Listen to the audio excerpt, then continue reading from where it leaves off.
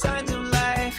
Please don't tell me that the human race did not survive. There are no people in the future. There are no people. There are no people in the future. No people at all. There are no people in the future. Where did all my people go? There are no people in the future. Let me try my people call. Where are all my people?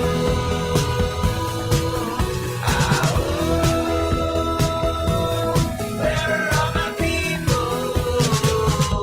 I guess I'll fly away now. Hey, everybody, welcome. It is Monday, December 19th, 2022. Welcome to Raging Chicken's Out to Coop Live. Yes, this is Kevin Mahoney, creator and founder of Raging Chicken. On Out to Coop Live, we talk to progressives, activists, and troublemakers of all sorts, right from our own backyards and from across the country. You can join us also at the end of our week for our Friday Politics Roundup, where we break down the good, the bad, and the ugly in state and national politics. And you know, yes, sometimes you got to check out our Wednesday show with Cyril Mychalejko, editor-in-chief of the Bucks County Beacon, but you don't have to wait till Wednesday until we can figure out when the heck our schedules will align. No, we've got it right here tonight, right, on Out to Coop Live. I'm absolutely psyched. Tonight we're going to be doing a little bit of the end of the year roundup, looking back at 2022 and ahead to 2023. Pretty cool. You can help support this show by becoming a patron for as little as $5 a month. Head on over to patreon.com/rcpress. You can also help out the show by heading over to our YouTube channel if you're not there already. Smash that subscribe button, like the stream for this show, and hit that notification bell so you know every time that we go live. And welcome to our new Mastodon community. Yes, that's right. As the part of Twitter explodes due to the wonderful soft hand of Elon Musk, right? Well, Raging Chicken is now on Mastodon as well. You can also find us there at rcpress@union.place. That's at rcpress@union.place. I don't have them. I'm just going to be like a half hour. Hold on a second. Sorry. All right, and for more PA Progressive Talk, tune in to the Rick Smith Show's live stream at 9 p.m. Eastern on his YouTube channel, Twitter, or Facebook. Subscribe to his podcast wherever you get your podcast. Head on over to the ricksmithshow.com for the latest across all his platforms. And you've got to check out the Sisters of the Night Caucus podcast. The amazing PA women stirring the political cauldron behind this podcast rock the house. And they know where the potties are buried. Make sure to follow them on Twitter at the Night Caucus. That's at the Night Caucus on Twitter. Yes, indeed. Yes, indeed. And attention, all you gamers out there. Yes, what's going on? Yes, the Game In. That's Game In with two N's. The Game In is a Quakertown-based black family-owned gaming store. They're friends of the show. They've got everything from retro N64s, the latest consoles, video games for all platforms, loads of collectibles, action figures, Funko Pops, walls of Funko Pops. And kids get discounts when they get A's in their report card. Can't beat that. Check them out on their Facebook page. Follow them on their Instagram. Follow them on Twitter at The Game In, at The Game In. And if you got a question about a game, looking for something hard to get, shoot them a message or drop them an email at thegameinpa@gmail.com. And a shout out goes to Jonathan Mann, who wrote our intro song, There Are No People in the Future. Check out all his great stuff on his YouTube page and follow him on Twitter at Song of Dayman. That's with two N's, at Song of Dayman on Twitter. And for those of you who've been dealing with the school board wars, well, let's not let Paul Martino and his oligarch friends buy our schools and push extremist politics in our community. Raging Chicken has teamed up with Levelfield to launch a truly community-rooted PAC to invest in organizing, supporting local and statewide progressive candidates, and unmasking the toxic organizations injecting our communities with right-wing extremism. We're putting small-dollar donations to work to beat back the power of big money. You can get more information and drop your donation at ragingchicken.levelfield.net. That's ragingchicken.levelfield.net. Well, yes, this is going to be our last Out the Coop Live of the year. We've got a good one for you. And this week's show, I welcome Cyril Mychalejko back to the show. Cyril, as I said at the top, is editor-in-chief of the Bucks County Beacon, that independent publication that has been at the cutting edge of reporting on people-powered movements in the region. Cyril joins me tonight to reflect on the year that was and looking to the challenges and possibilities of 2023. You can check out all the work over there at thebuckscountybeacon.com. You can follow Twitter, or you can follow Cyril on Twitter at @CMychalejko. That's C Mychalejko on Twitter. Follow the Bucks County Beacon on Twitter at BucksCo Beacon. That's BucksCo Beacon. All the links, of course, will be in tonight's show notes. Welcome back to the show, Cyril. Hey, it's good to be back, Kevin. Man, I'll tell you, it's been way too long. It's been way too crazy. And I'm so glad that you could join me for this kind of end of the year roundup. As I said to you, like I said, I can't think of a person I'd rather have on to kind of close out the year that this has been. No, I appreciate that. It's great to finally be back.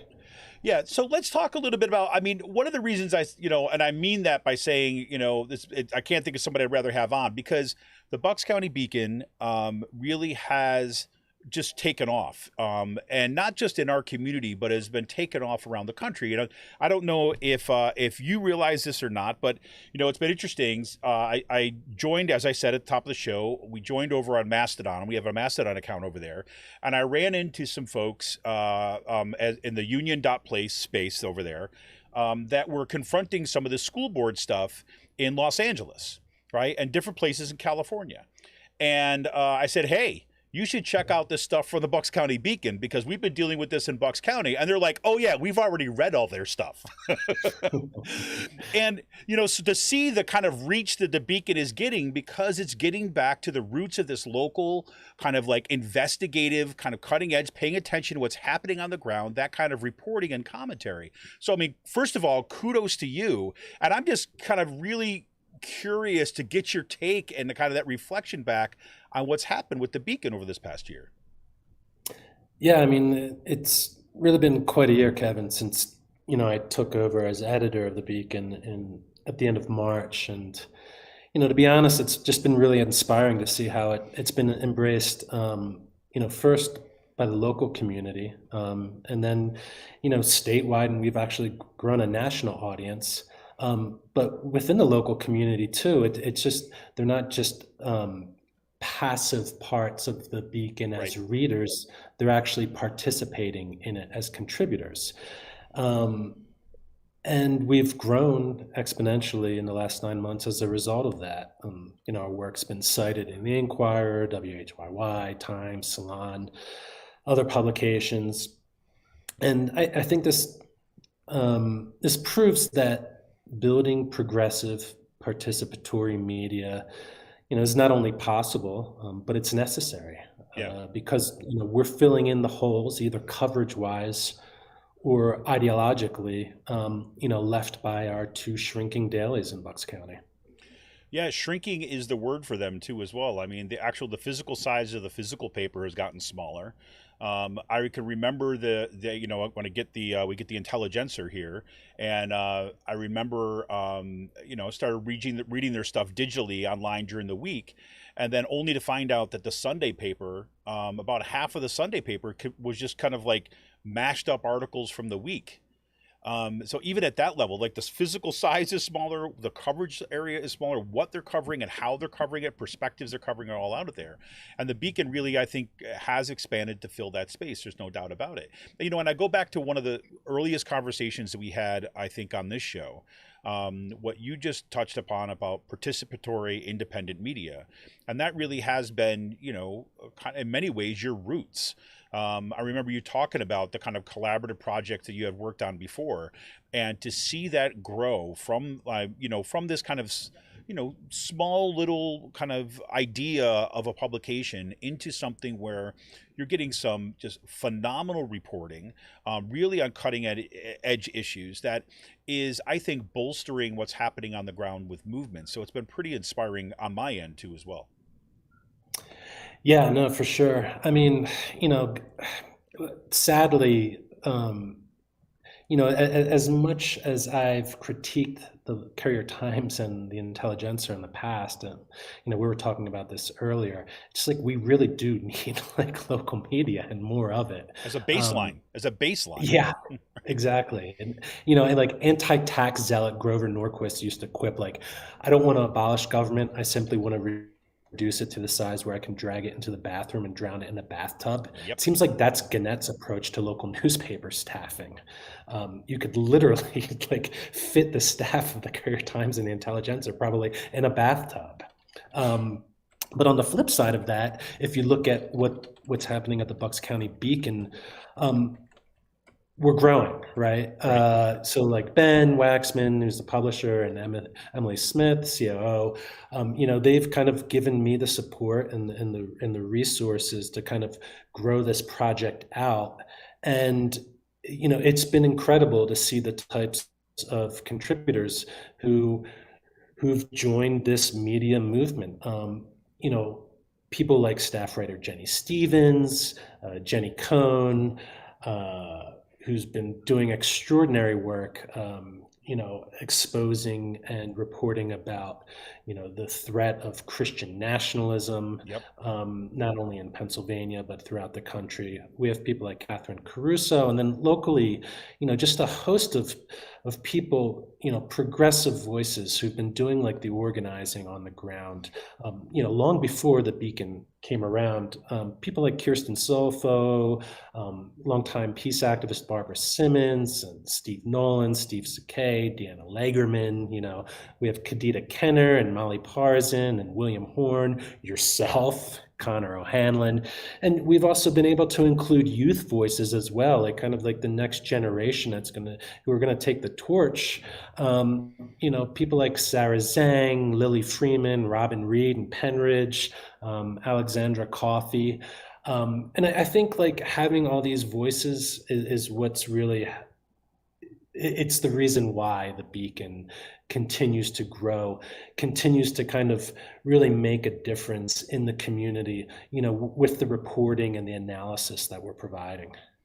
Yeah, I can't emphasize enough how great it was to see that you all start bringing in youth voices as part of this. Is one of the things that I've always thought about the role of kind of independent media, right, is to basically provide a space where people can cut their teeth on this work. If you want to be a journalist and you want to work for kind of, even whether it's a local paper or a national paper or so on, there's kind of pipelines for that, right?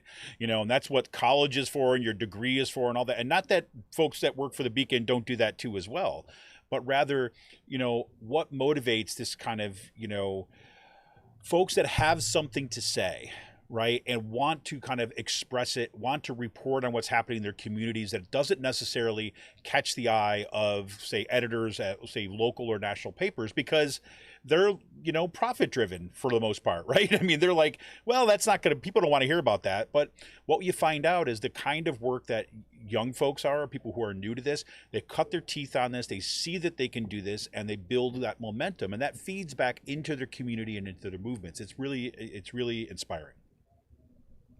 Yeah, no, I mean, it's about us building community. And I think that was one of the main goals that I had, when we first set out, is to kind of just help continue to grow the progressive community in Bucks County and have it coalesce, and just be able to kind of build movements from the bottom up where folks are like working together, because a lot of these problems and issues that we're facing in Bucks County, they're astroturfed, right? Right. By dark money, by organizations, right? And the only way that we can successfully combat that is if we come together, right? And then share our experiences of like, what we're facing, our wins, our losses, right? Our disappointments, and just learning from each other in order to kind of like combat this, this far right movement that is looking to kind of transform, not only the county and our schools and our society, but like, they want to turn back the clock anywhere from like the 1950s to the Crusades, really, if we're being honest about it. Right. Yeah, 100%. And I teach this class called Activist Writing Media, and we look at the relationships between social movements and social movement media, right? The media that's kind of around this and the kind of a relationship between these two. And, there's this book by this guy, his name's John McMillan. It's called Smoking Typewriters, right? The 60s Underground Press and the Rise of Alternative Media in America. And in the kind of introductory chapter of that book, he talks about the role that newspapers and media have played historically in social movements. And we said, one of the first things you have to figure out, and kind of any kind of movement, is how to find each other, right? And then how to build around it. And a lot of what happens is that movements would turn to publications, right? Whether it was kind of leaflets or pamphlets, or whether it's online blogs or so on, precisely because it's a place where community can see itself and see its work and connect. And in your case, even what you've gone one that step further, and to participate in the production of the media itself, which is absolutely critical.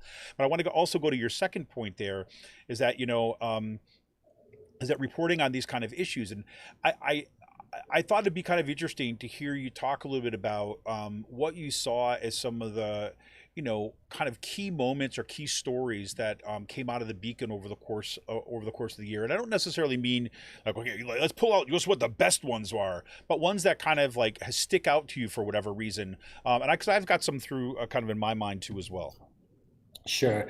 I mean, for me personally, I think like one story that, really impacted me, and it was kind of like the first big story we broke at the Beacon after I became editor, and that was an article by Linda Lee, a former Beacon staff writer, about how Dasha Pruitt's campaign to unseat Congressman Fitzpatrick got derailed, because they clearly forged signatures on their election petitions, right? I mean, this is a huge story, especially like, never mind the fact that, the GOP has been banging this election integrity drum. And so I feel like Linda's reporting and thanks to a tip from a reader who reached out to me, but Linda's reporting on that was just really extraordinary. And I think another reason why I think that story is important, because it's something that the Courier-Times and the Intelligencer refused to report on. Right. Right. So they for some reason, election integrity, someone actually forging signatures. We had copies of the petition, so you could see, and we talked to people whose signatures were forged. Like, that wasn't a story with them, and it just kind of, again, like, for people that have followed me on Twitter or followed my writings before, like, this has been a long-standing kind of like, critique of mine with those two papers, is that either they turn a blind eye to like right-wing corruption and extremism, or they actually like platform it and attempt to mainstream it. So that was one that just I thought really helped like put us on the map.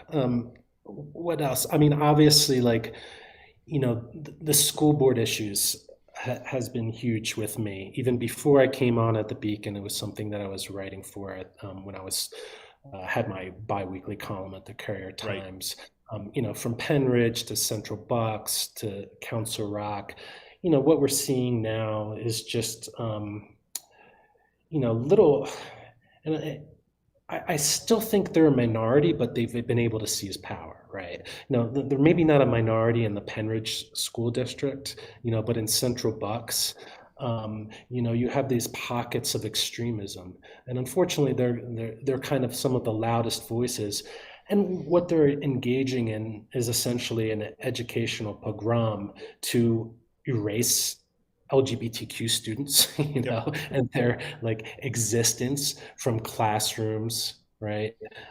They want to erase their visibility, and they also want to kind of erase them as well as like voices of color from not only curriculum, but from library books, as we've seen in their efforts to kind of create policies that allow parents to kind of challenge and essentially ban books from being brought into school libraries. Never mind the fact that, like, if a parent does not want their child to read something, right, or like participate in something in the classroom, they can call the school and say, right, I don't want my kid doing that, right? But that's not good enough. So you have this small group of extremists, and they are extremists. They want to dictate what is suitable for everyone else. And that's, that's obviously going to be a huge story moving forward as school board elections come up next year. We were talking before also. I really like Catherine Caruso's story about immigrant rights Loved action it. Yep. County. It's just this really kick-ass, all-immigrant, all-women-led organization that was formed after an ICE raid in Doylestown in 2017, and they're just providing like a tangible support network for immigrants, both undocumented and otherwise, in order for them to kind of like, one, feel welcome, and two, have access to the resources in order for them to kind of like live and build a life and take care of their family and loved ones and feel like they're part of the greater Bucks County family. Before I keep going on, I'll just end with just Jenny Cohn's reporting on just kind of like, the Christian nationalism and the dominionist threat, that you can trace, to Doug Mastriano locally in Pennsylvania, and his little pockets of disciples throughout Bucks County, especially like I think like up in the Penridge area, is a big kind of like stronghold for him. But like nationally, right? And this is like a national kind of movement.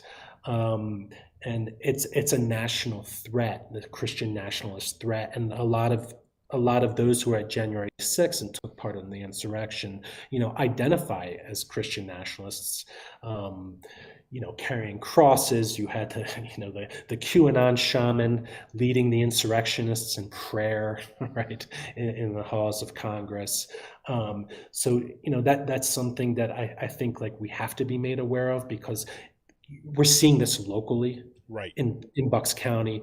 We heard it at a Central Bucks School District school board meeting in November, how these parents, again, a small yet loud number of parents want God in the classroom at a public school.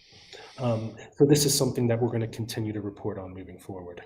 Yeah, that's great. I think that, I was definitely thinking about Jenny Cohen's reporting on dominionism in particular, because I think one of the roles that I've seen emerge from the Bucks County Beacon has also been this kind of contextual reporting, kind of like what Jenny Cohen has been doing, because when you're in the thick of it, there's these amazing parents and community members that are and students and teachers now who are going to the school board meetings, who are really pushing back and organizing there locally, right?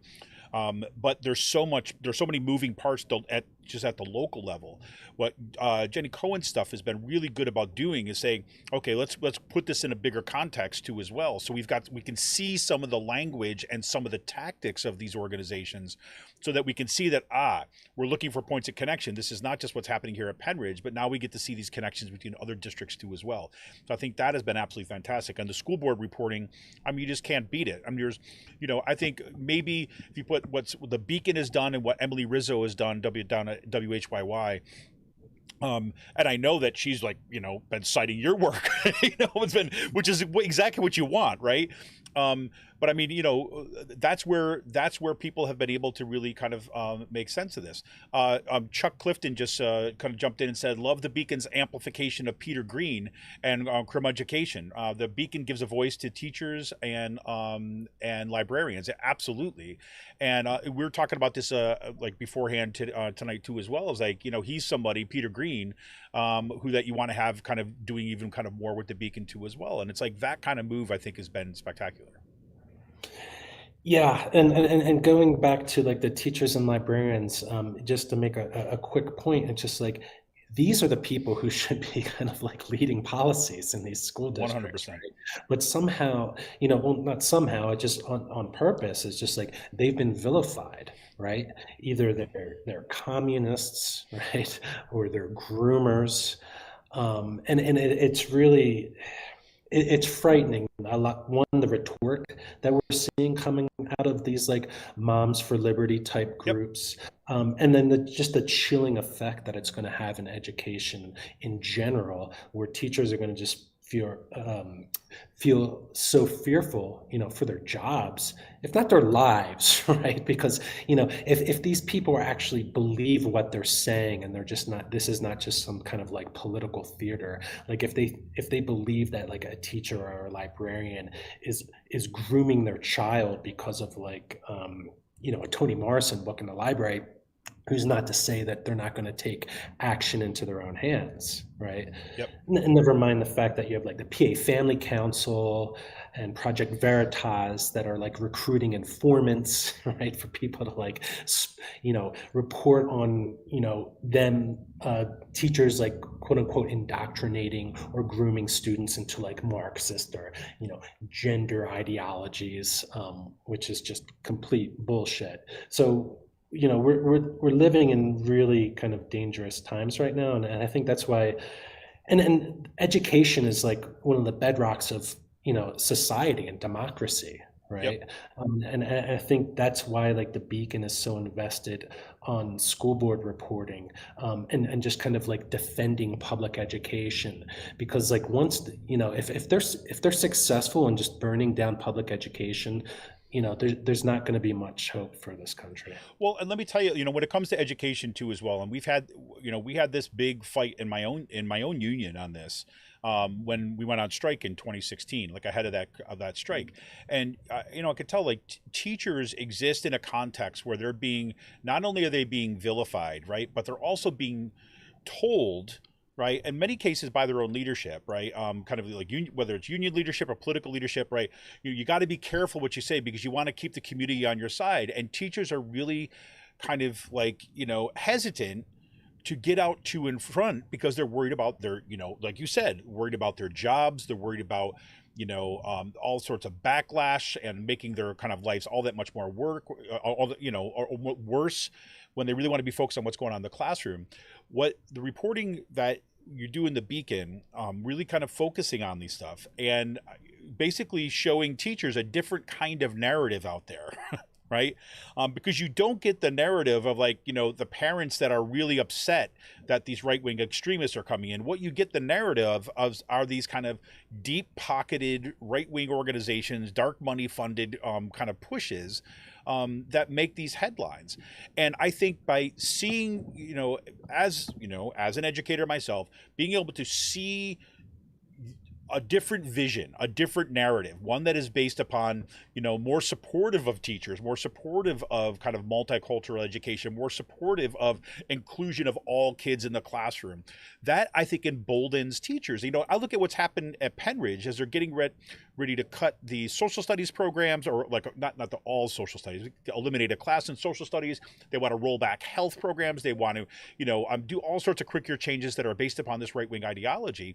Now you've actually got like all the social studies teachers showing up to school board meetings and then having that kind of, their voices and their arguments get out there. And I think that's part emboldened by the organizing on the ground and then the reporting in places like the Beacon. And I know for me, that has been one of the primary goals of something like Raging Chicken and the podcast, is to find folks and then being able to kind of amplify the work that's going on, right? So you kind of like create that sense of, yes, people are paying attention. So, I mean, that's a huge gift, I think, to the community in kind of our organizing efforts. Yeah, and like you said, like there's been like great work on the ground, but both in Penridge and in Central Bucks. You have groups like Advocates for Inclusive Education, which is really being driven by community members in Central Bucks. You have on statewide Education Voters of PA, and I'll have a column coming out in the next day or two. I spoke with Susan Spica from there, and they're taking a more like proactive role in just forming kind of like what we were talking about, like countywide and hopefully like statewide coalitions to kind of like push back against this extremist agenda. And I think the other point I would want to make about this is, especially like heading into next year when we have elections going, we do have to remember that like I'm pretty sure like these extremists are in the minority, right? Now I know like the Bucks GOP has been like radicalizing over the last 10 years, but I think like there's a possibility for folks to build bipartisan coalitions of people who kind of like who get it, right, who respect education, who understand the worth of exposing students to different ideas, and to different kind of critiques or viewpoints of history, right? Because there is no just like one version of history, right? Like there's a history of Black America, that the way they kind of like perceive, what happened during the Civil Rights era, before then, getting the perspectives of Native Americans and their history in the United States, and just the kind of like the history of like white America as well, right?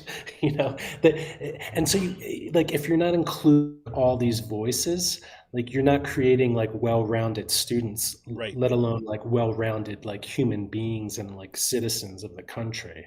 And I think that's why like, I think it was telling, and this was from last year, but it was like Penridge for Educational Liberty. Like they were at one meeting, and it was just like, like 90% of the authors that they were signaling out were Black, right? Never mind, it was like Langston Hughes, Yeah.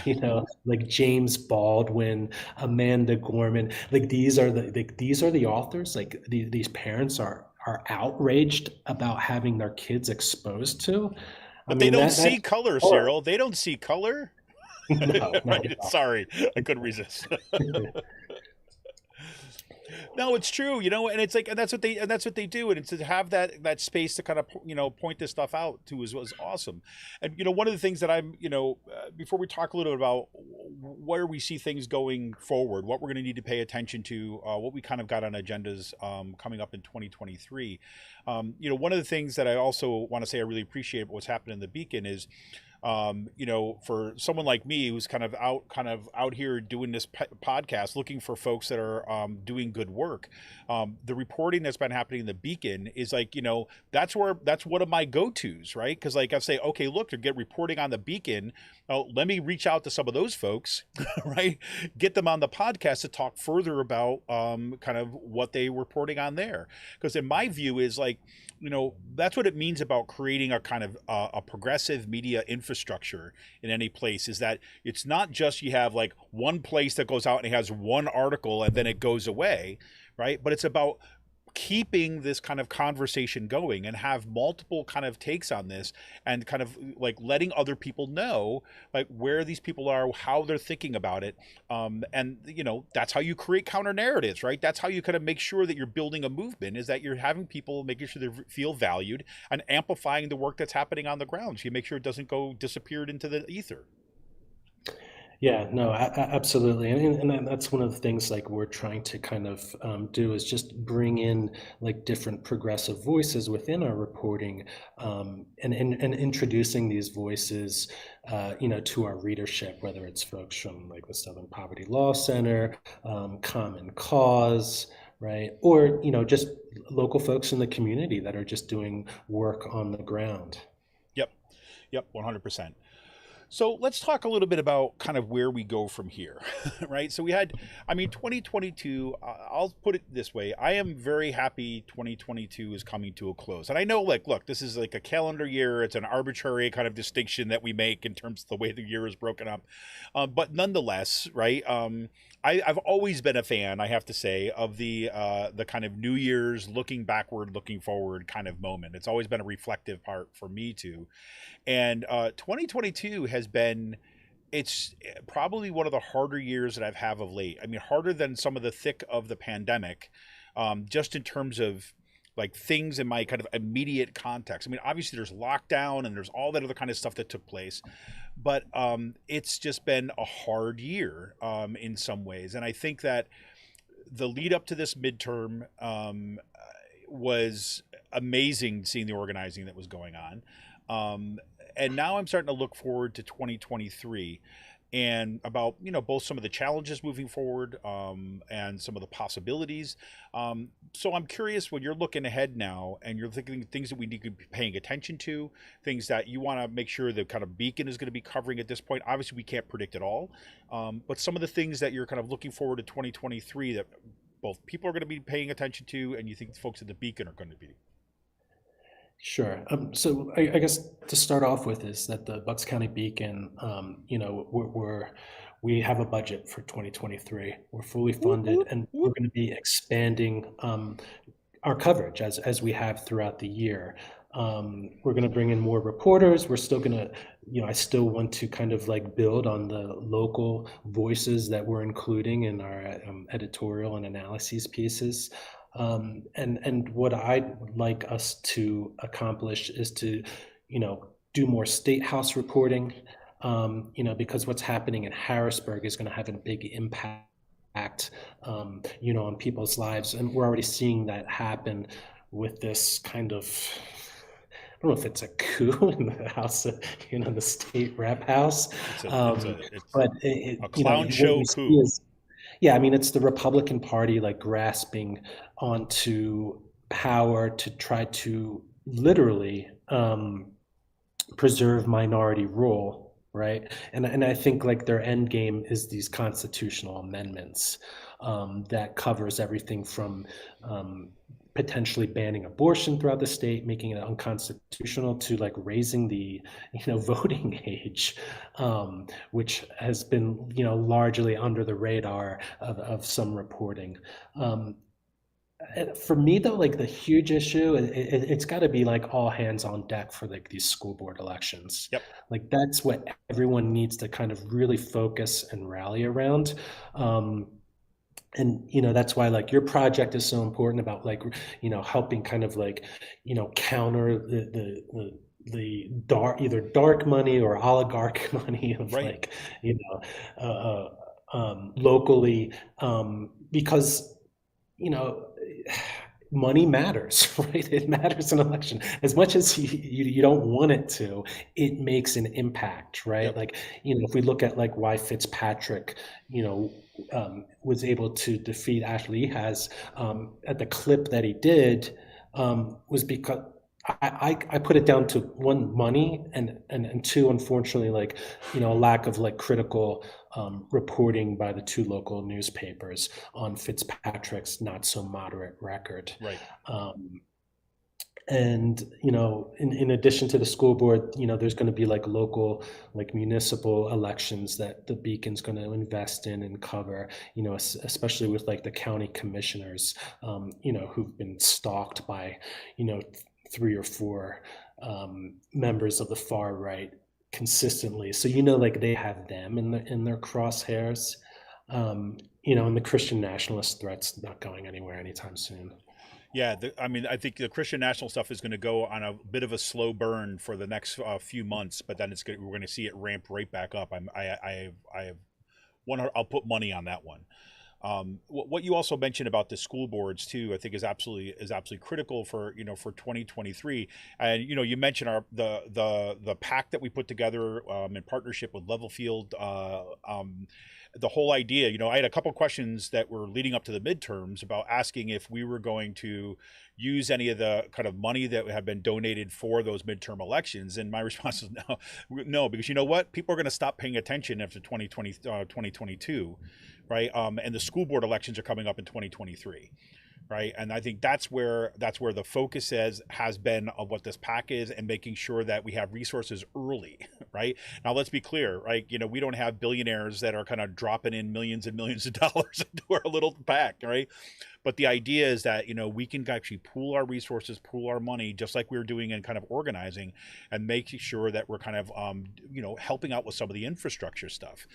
So it's one thing, and I'm sure everybody who's worked on candidate campaigns this past year knows this full well. Yes, donating to specific candidates is absolutely critical, but there's a whole infrastructure that happens underneath there, right? Both in terms of advertising, both in terms of logistics and building out that infrastructure that generally gets short shrift when it comes to other, outside parties kind of investing organizations. So that's the kind of thing that we think we can have a little bit of an impact on, concentrating it for sure. The other thing that, for me, kind of coming out of my angle, I know that this is something that I'm going to be focusing on coming up in 2023. As folks know, listen to this show, I work at Kutztown University. It's part of the state system of higher education, and ABSCUF is my union. We are in contract negotiations this year. And there is widespread feeling, especially among union leadership, that we're, they're coming for the state system, right? In particular, the chancellor of the state system is going to do more to kind of take apart the state system and turn it into something that is kind of unrecognizable from what it used to be. So that's going to be something that's going to be critical for me to be paying attention to. We know that we've already seen the consolidation of 6 universities, state-owned universities, into 2. That's happened in both in the kind of Northeast and the West, and this is going to be really a problematic time. We'll see what happens in public higher education in the states. You're going to hear me more about that. I also think, and this is something I've been trying to harp on an almost weekly basis, I think we're going to start seeing the local attacks against teacher unions happening in our school districts. So I think we're going to need, I know Amy Connect has been writing a little bit in the Bucks County Beacon about the Palisades School District. I think we're going to need to pay attention to what's happened to Palisades School District. I think we're going to need to pay attention to what's happened at Souderton School District and the Quakertown School District, even more than what we see in Penridge and Central Bucks, kind of expanding out the circle to see what's happening in these districts and start helping build those connections and facilitate those connections in our communities. I think those things are going to be really, really critical. Let's go there. And then I think is about highlighting, as you all have been doing amazing work on, the people that have been and continue to be building community-based organizations around Bucks County and the region. So making sure that everyone in our community, your community, the kind of broader community is aware of each other, right? I think is so important for the work that we're doing. No, absolutely. And I would include like Council Rock School District in that as 100%. Well. There's just a big, controversy over, there's some right-wing activists wanted to show this kind of like propaganda flick that accuses teachers again. It's the same old kind of like, tired, stale tax, but apparently this kind of gained traction, accusing them of being like Marxism. Like I watched the movie, it suggested that John Dewey was like a Soviet, the Department of Education was the result of like a communist conspiracy, and that teachers are teaching students X-rated sex acts, like and this was something that they want to show the community, and sadly again it's something like the Courier Times kind of like sanitized and whitewashed to try to like make it a free speech issue, like, oh well, you can just they should have showed it and then just debated it, right? So but you don't even like you don't give something like that something. It was like if the John Birch Society and QAnon produced a movie together, right? Like that's essentially the crux of it, and you don't legitimize that, right? You don't even like that. That's not even an argument to have. It's just insane, right? It's absurd, and that's why I think, like if, getting back to the election just for a second, it just it's just about common sense and common decency, right? And just like letting like actual like professionals, teachers, administrators, set the policy, right, that are best for kids and students and their education, right? And obviously like, the pandemic had an impact, of course it would, right? But I think like, the far right kind of like used that as an opening to kind of just provoke outrage, and then just to kind of like recycle these same old arguments, right?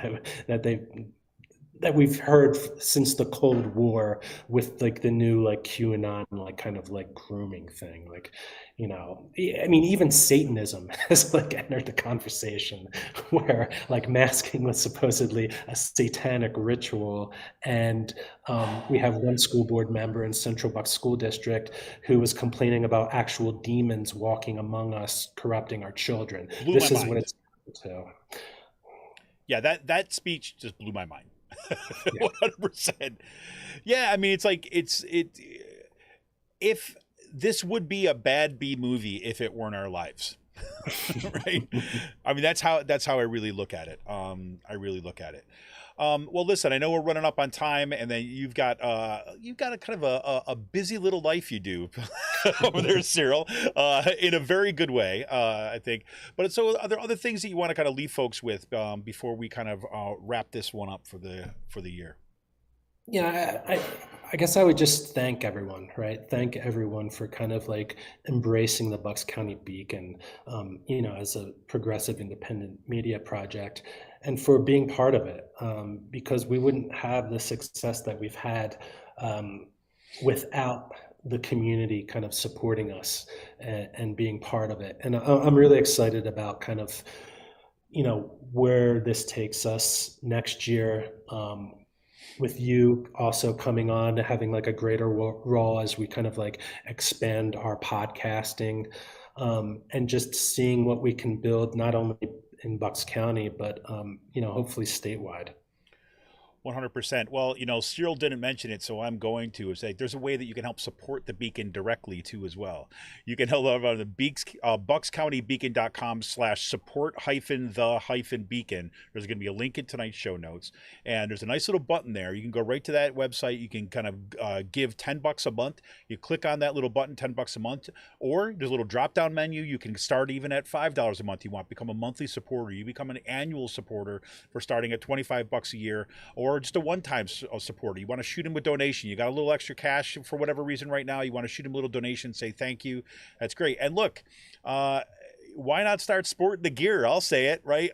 They've got, I didn't even know this, Cyril, by the way, until like this past week. I've been like so busy. I haven't kind of gone to explore the site in a while. I'm like, oh my God, you got swag. Look, you got merch, right?